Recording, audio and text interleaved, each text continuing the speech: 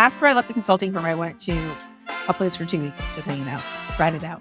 Went from there to a tiny startup. 10 people in North Bay. So I was actually taking a ferry from San Francisco.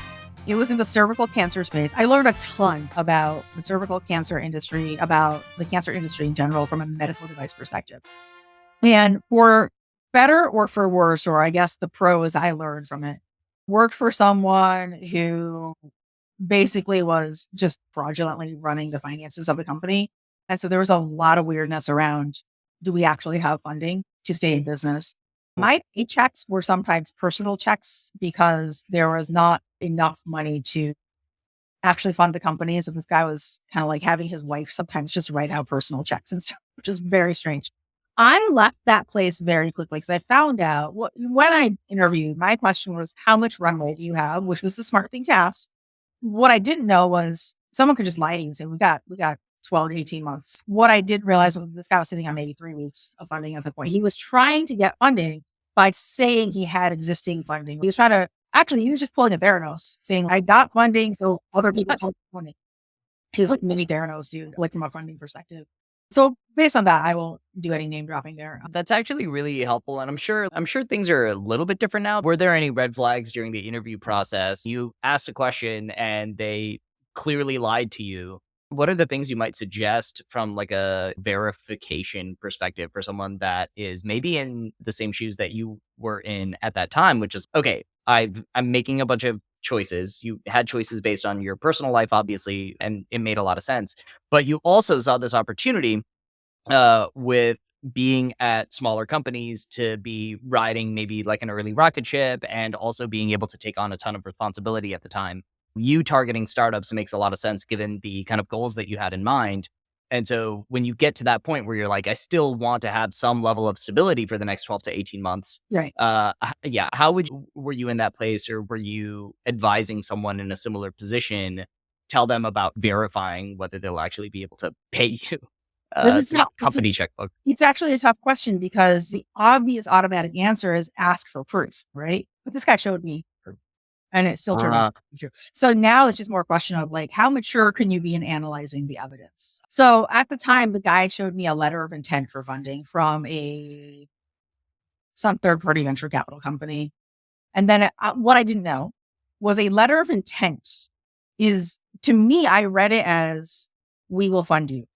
I didn't know that letter of intent means we will fund you based off of contingencies. And so it's not knowing enough, right? I'm so immature in my career. I don't know anything about how funding works. And so he showed me a document that's like with a number on it. It's like, look at this money that we have. And so what I would advise people is you have to figure out, is that money in the bank? And so I would advise people of run this past your parents, your peers. And now I think we're in a better place where you can just look this stuff up. I think at the time, it was still relatively new. You could get away with a lot of stuff of just like pulling stuff over people. My experience there, this was really interesting from a learning perspective because, again, I learned a ton about the space I wanted to be in, which was cancer. I learned a ton about what I was supposed to do with a cancer device and how you would sell it, how you make it.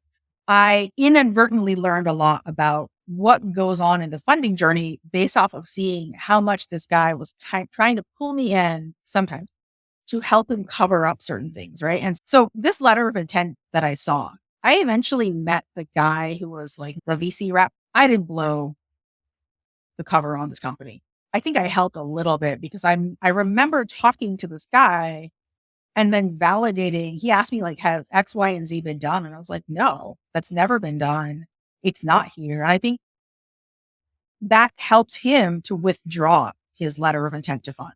I think this was so long ago that I don't remember the exact sequence. And I think there were some components. So there was the founder basically. This is very Theranos, like the things that you are putting your funding in for that we told you that we had in place, not in place. And like this person who was attached was essentially like coming in and just like asking around about this thing.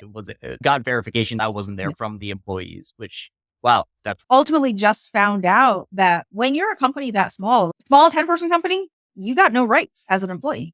You had nothing. I remember like, this was mean. He would yell at people. It was really demeaning. I pushed back when he treated me like that. And so when I ultimately quit, I just left him a letter. I'm like, I do not accept this behavior. And I from here is where I went to the place that was the diabetes startup. So I was so excited that I got a more legitimate offer Yeah. that I didn't even tell him in person. I just left him a note. I'm like, don't like the treatment. Peace out. Got my last paycheck and left. And he was actually very apologetic to me. And he made a few overtures over the next 18 months to have people call me to be like, would you like to come back? Now we're more stable. And so I just never responded to that. But yeah, definitely a learning of, it was really unfortunate, which is if you are, I think we tell ourselves a lot of things like, you don't like your job, just go get a new one. It's really hard. If you are being treated badly and you have no other options, it's hard to leave. It's hard to leave stable employment if you depend on the income, or in this case, unstable employment for those people who got left behind. But yeah, this had to be like a every man for themselves kind of thing. Gotcha. So then you have a pretty short stint at this cervical cancer med devices place. You transitioned to a company focused on diabetes. Tell us about your time there. Okay, I learned my lesson. I asked the right questions. What series of funding are we on? How do we know it's stable? This time went through a headhunter, so I felt like they're probably on contract. And so they could also help me do some of the validation. And so that worked out of getting the offer. Ultimately, like the first company, I was only there for 2 months. The second one, I was there for maybe 3 months or so. When I got the news that they had to, I don't know if their funding dried up, or I just got the news that they had to make some cuts all in direction. Now, here's what was interesting. So they let me go. It was very traumatic for me because I loved that company. I loved the people, loved what I was doing, learning about diabetes care. And so when I did get let go from there, I was shocked and I was very just traumatized, right? So I had to go back into job hunting mode again. And fortunately, I think at this point in time, economy was okay enough where got a couple offers and decided, and this is where our grandfather comes into play. He had given me a book at some point, and it was a book called How to Be CEO. It's one of the little miniature books. I have it upstairs somewhere. One of those books where it's like one sentence per page. And it was something like, wake up or wait. And it's like, when you're on an airplane, don't watch a movie, just do work instead. Somewhere in this book, it said something about what are the important jobs to have. And it made some sort of like comparison of sales and marketing are the fun jobs to have.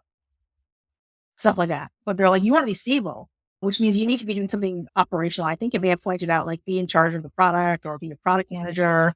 Those are the roles that are really critical where people will never like get rid of. And at these 2 previous startups, I had gone into product manager roles. And so when I was looking, I was debating, do I go back into consulting? Do I do something else like that? And this role with Abbott came along and I got an offer there to go in and be a product manager. We all know Abbott. It's a huge old company, so very stable. So I decided to take that and spent about 4 years there being a product manager in the cardiac space.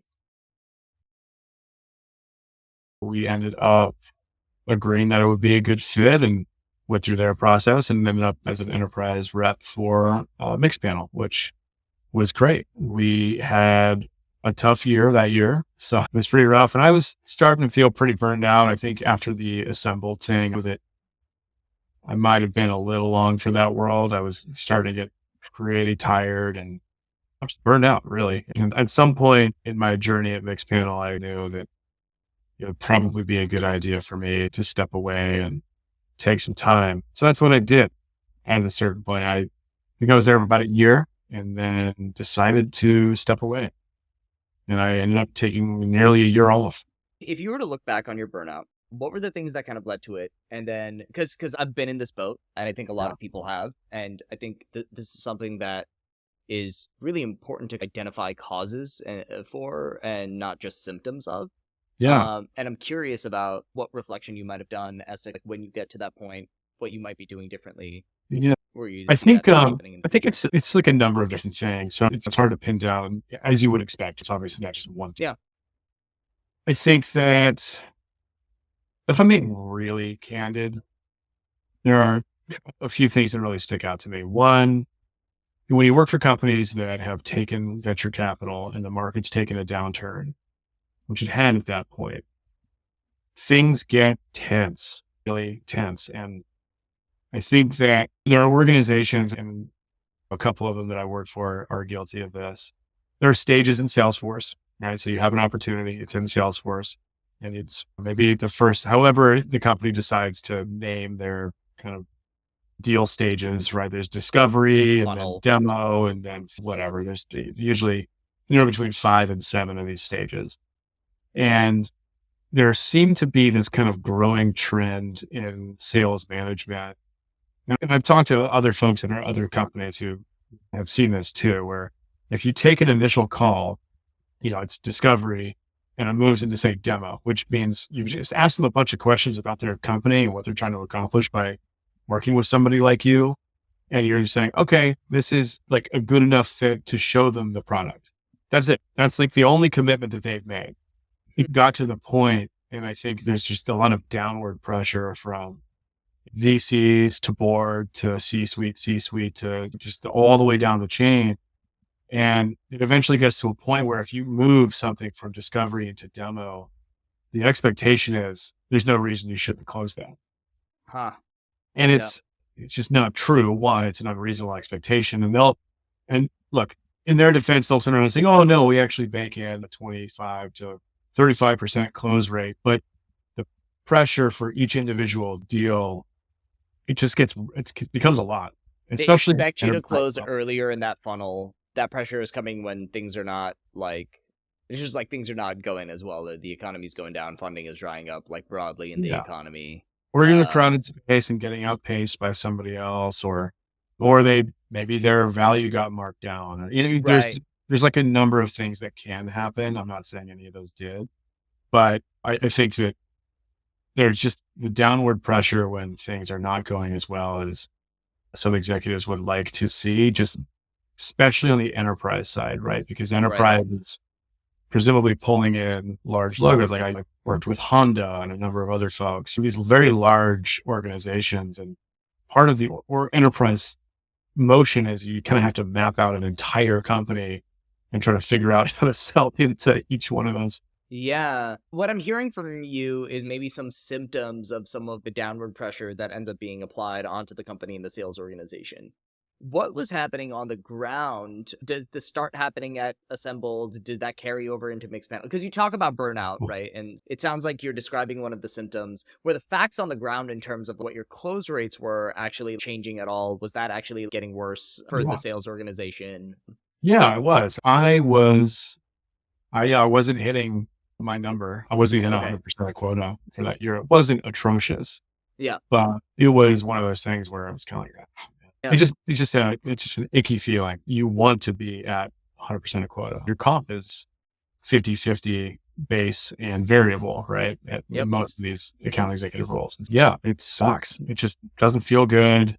You have to go every quarter, you do a QBR, quarterly business review, and you sit down and you say, hey, these are the deals that didn't work out. Right. And the idea most of the time is to do constructive postmortem, right? Hey, why didn't this close? What can we do the next time? Sometimes they're constructive and sometimes they're not as constructive. It really depends on kind of the leadership that's around you. And I was just tired, Varun.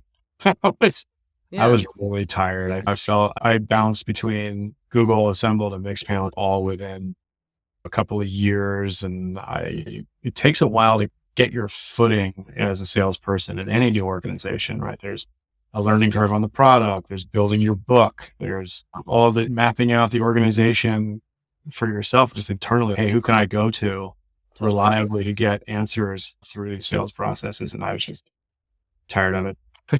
Couple of things that I'm hearing, which is there's a lot of different factors.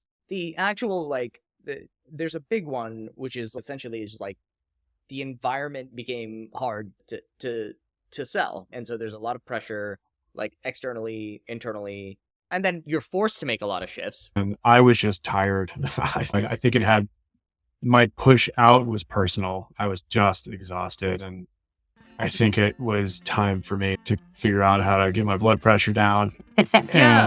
And the reason that I ask all of these questions is really we're tracking those push-pull factors, and we're seeing the kind of trends in your polls of being like opportunity for advancement, people, and product. And it does seem like there was some elements of all three when you went to Mixed Panel, but we were already in your beginning phases of burnout, and those things are not necessarily enough.